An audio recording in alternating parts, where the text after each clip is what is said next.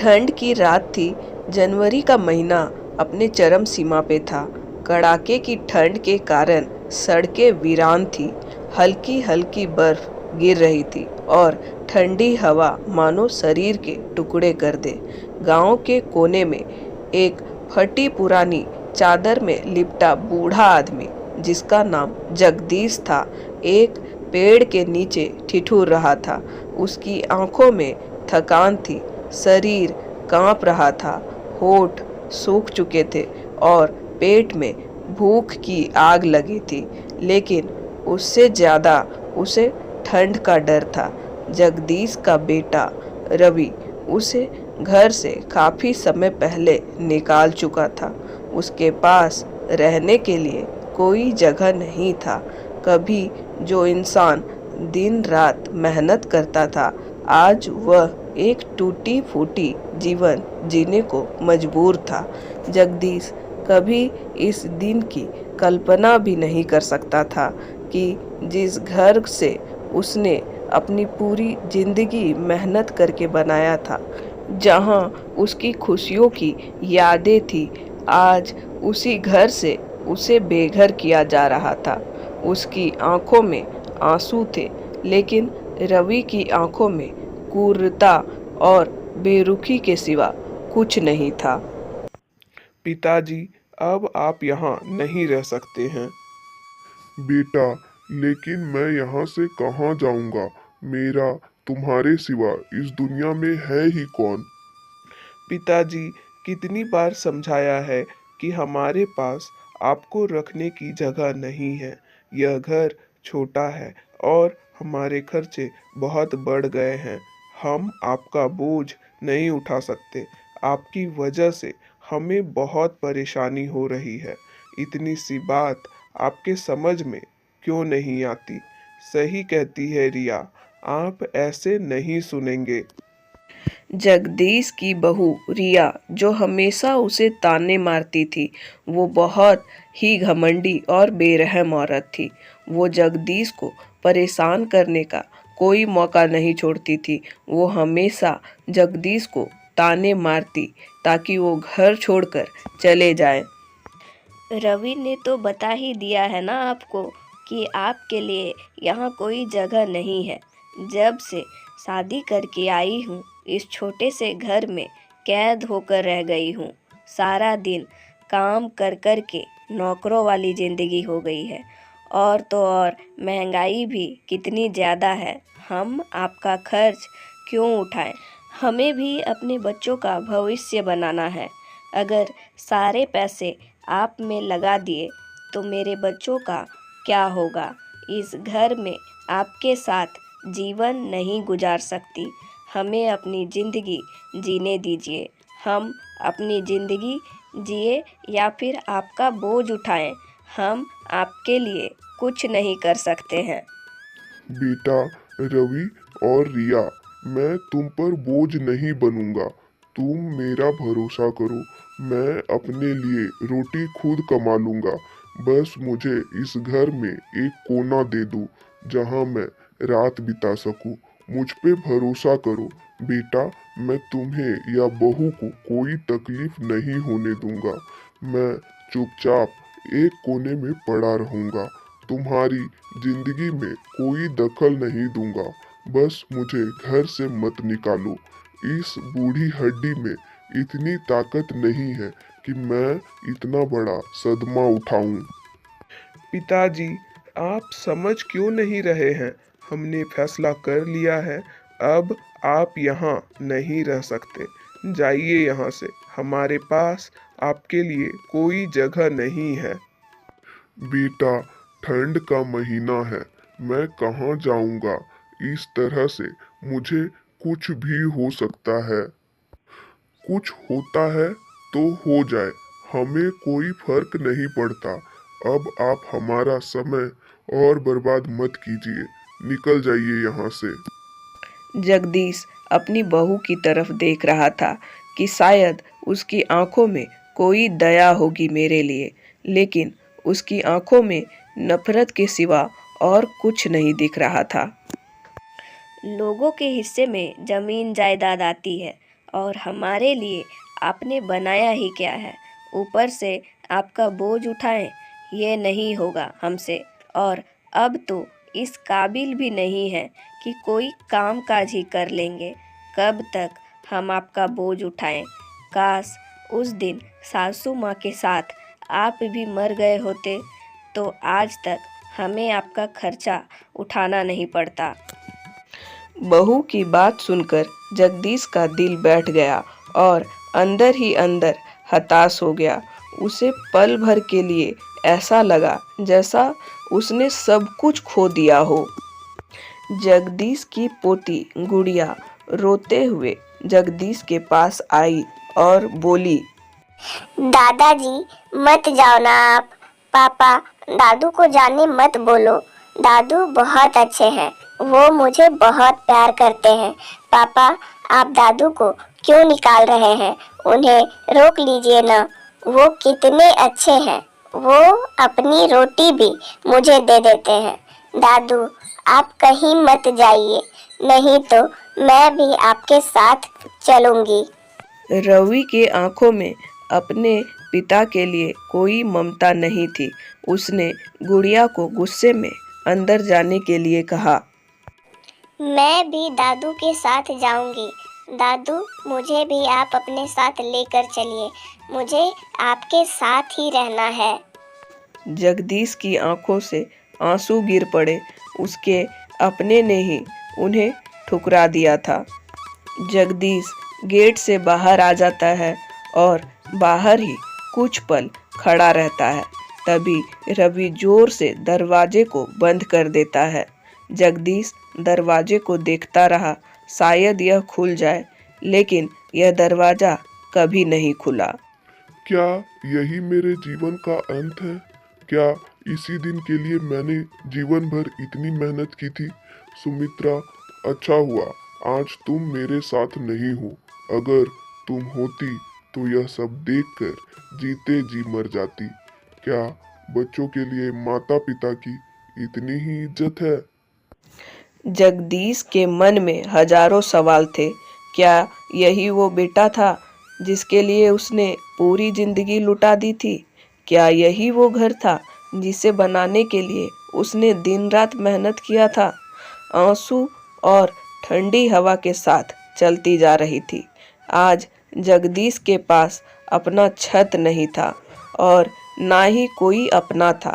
रात और गहरी हो चली थी, ठंडी हवा और तेज हो गई। जगदीश ने अपनी पुरानी चादर को कसकर लपेट लिया, लेकिन ठंड इतनी थी कि उसकी हड्डी तक जकड़ने लगी। एक राहगीर वहां से गुजरा तो जगदीश को देखकर अनदेखा कर दिया। कुछ देर बाद एक और आदमी आया, लेकिन वो भी जगदीश को देखकर निकल गया।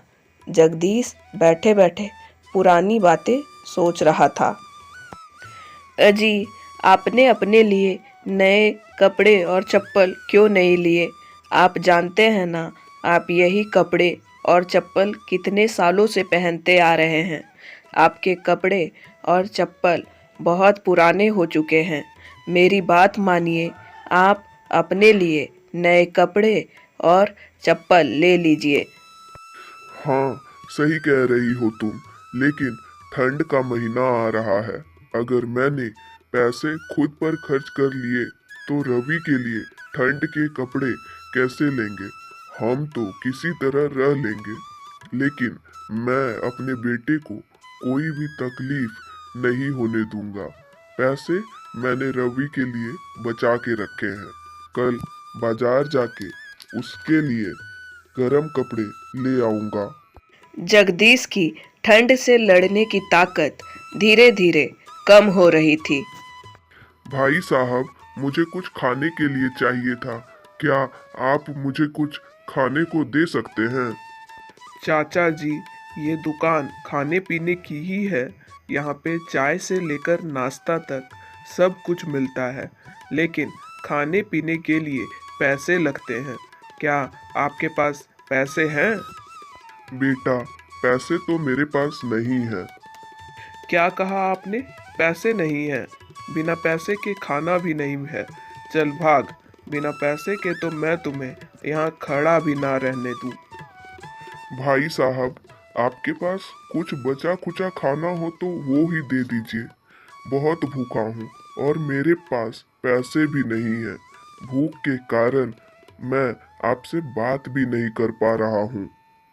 ये कोई अनाथालय नहीं है, पता नहीं कहाँ कहाँ से आ जाते हैं बिना पैसे के खाना खाने के लिए। जगदीश सड़क किनारे खड़ा होकर सोच रहा था कि क्या यह मेरे जिंदगी का आखिरी रात होगा। इतने में एक छोटी सी लड़की जो पास के झोपड़ी में रहती थी जगदीश के पास आई और जगदीश को खाना देकर कहती है, बाबा इसे आप खा लो। बाबा, मैं बहुत समय से देख रही हूँ आप यहाँ बैठे बैठे कुछ तो सोच रहे हैं और बहुत परेशान लग रहे हैं। शायद आपने कुछ खाया भी नहीं है। मेरी माँ कहती है कि किसी को भी भूखा नहीं सोना चाहिए। आप खाना खा लीजिए बाबा। बेटा, तुम्हारा क्या नाम है और तुम कहाँ रहती हो? बाबा, मेरा नाम पूजा है और मैं पास के झोपड़ी में रहती हूँ।